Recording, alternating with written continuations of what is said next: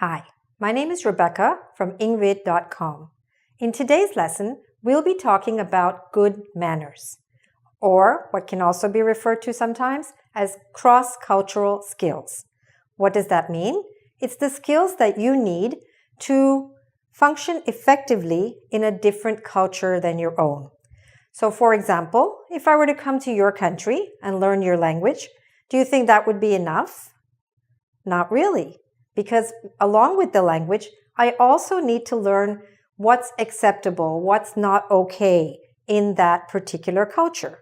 So today we'll be talking about 12 things that you need to say and do when you're living or working in an English-speaking environment. Okay, let's get started. So first, we'll talk about what you should say. The first one is using the word please. Now, everybody knows that you should say please, but not everybody remembers to actually say it. So for example, if you go into a coffee shop, don't just say coffee, say coffee, please. Or if you're asking someone else to do something, also remember, could you please turn off your cell phone, for example. All right?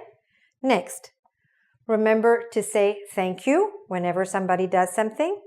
Thank you, you're welcome. These are phrases that we do use very often in English. And it could be for anything simple, like somebody holding the door for you, or it could be for something more elaborate, like somebody giving you a birthday present. Okay? The way you say it from your heart. Okay? Thank you very much, and so on. The next one is to say sorry, or even better, to say I'm sorry, because I'm sorry is more personal. But otherwise, at least say sorry.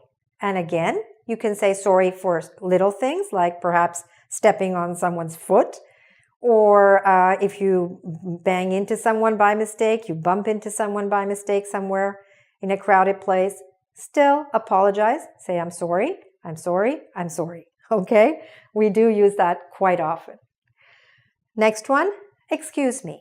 Now, excuse me, you can say when you sneeze, right? Achoo, excuse me. Or if you need to ask somebody for some information, you can say, excuse me, would you know where the nearest subway is, right? So this is a very useful expression, and it's also a polite expression.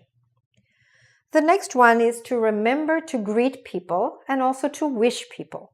By greeting people, even at work, if you work in an English-speaking environment, remember, we do say good morning, good night, happy birthday, happy new year, congratulations. So greet people and also wish them on the appropriate days. The next one might seem obvious also, but again, it's the way that you do it.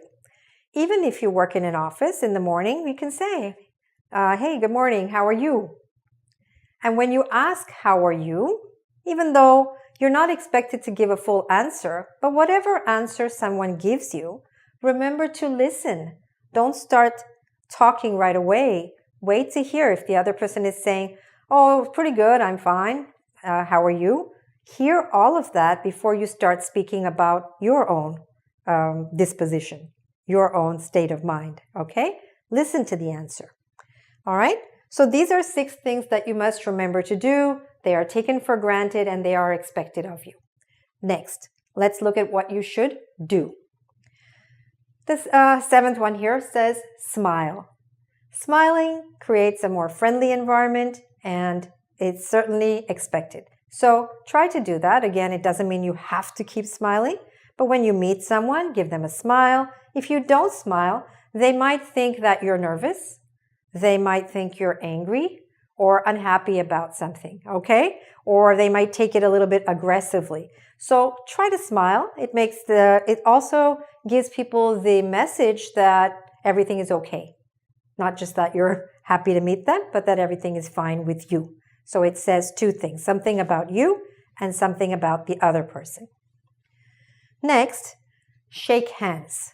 Now, that's usually in a more business-like situation, in an office or somewhere, and certainly when you meet somebody for the first time.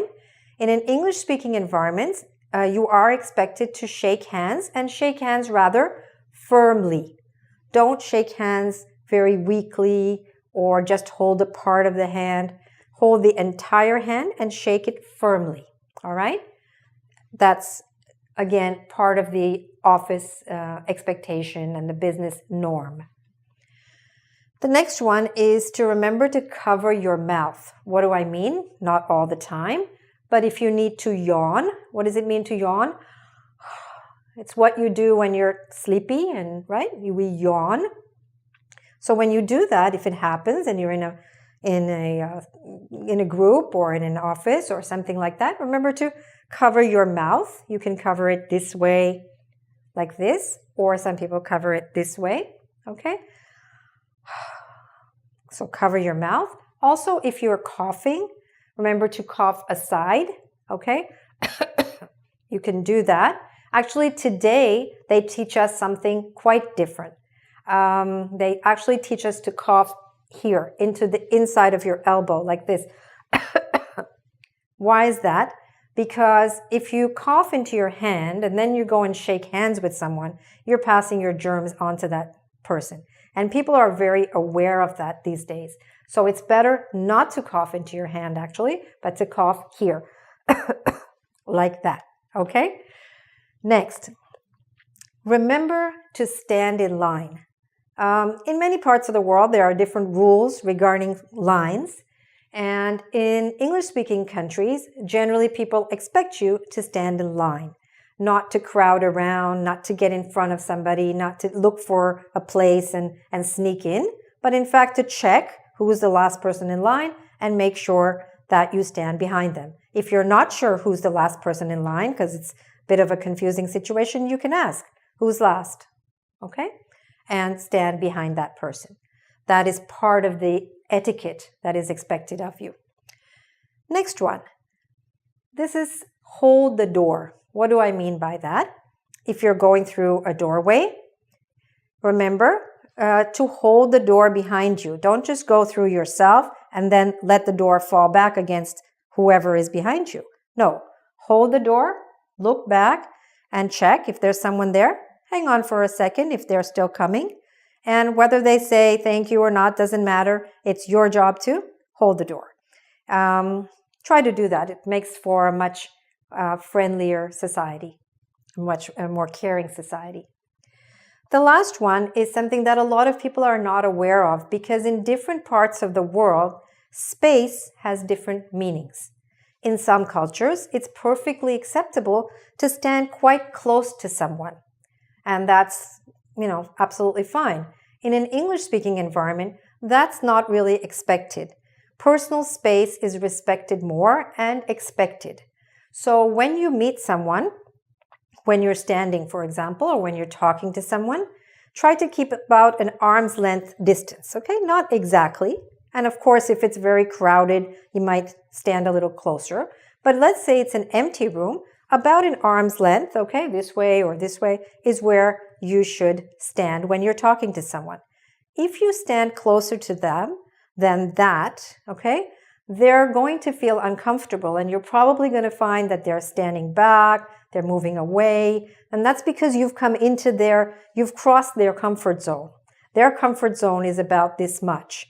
And if you get closer to that, they might think you're trying to if it's a man and a woman, they might think you're trying to get extra friendly, or in one way or the other, they're going to feel uncomfortable.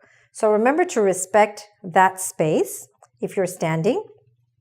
The next thing is if you're sitting. What do I mean by if you're sitting? Well, let's look at this. This is what I've drawn on the board. It's like a sample of, let's say, a bus or a subway. So when you walk into the subway, let's say you walk in from here. Now, if there's nobody there, of course, if it's empty, you can sit wherever you want. But let's say you walk in, there's already somebody sitting here. Where would you sit? Well, it's not okay, if we follow the same rule that people like to have their space, it's not okay to go and sit here when there's all this other extra space here. So probably if the first person was sitting here, for example, a next person might come and sit here. Again, it's not a rule, but it's kind of an informal rule that everybody understands. So the next person might sit here because this is quite far away and, no questions, not making anybody feel uncomfortable. The next person might sit here and then here. Okay? So you see that these spots will probably be occupied first. And then what happens? Well, after that, some people might just stand, or then you start occupying the other spots next to the people who were there. But you don't occupy a spot next to someone until there are no other options left. Okay? This is not something that we talk about or you might necessarily see written in a book, but it is something that is done in effect. And if you don't do that, people are going to wonder, what do you want? Are you being aggressive? Or is there something bad going to happen here? Or are you trying to be too friendly? So remember to respect space. And now, as I promised you, one last critical point. If you don't do this last thing, everything else you do here will probably not matter. So this is very important. And it has to do with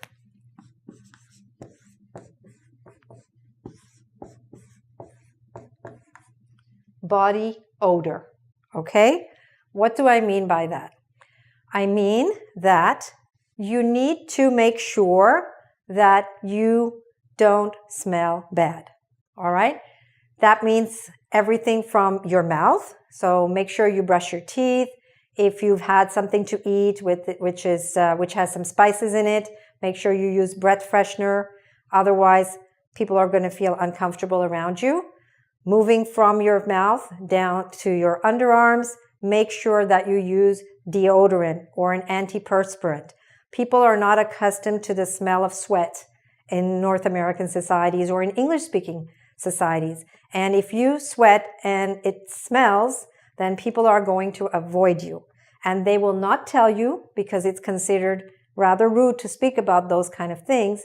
However, they will talk about it probably behind your back, which you really don't want, or you're just not going to have as successful an experience in a social context or a business context. But that's the reason why. So make sure you use deodorant or antiperspirant. Okay? Next, considering your entire body, make sure you shower regularly.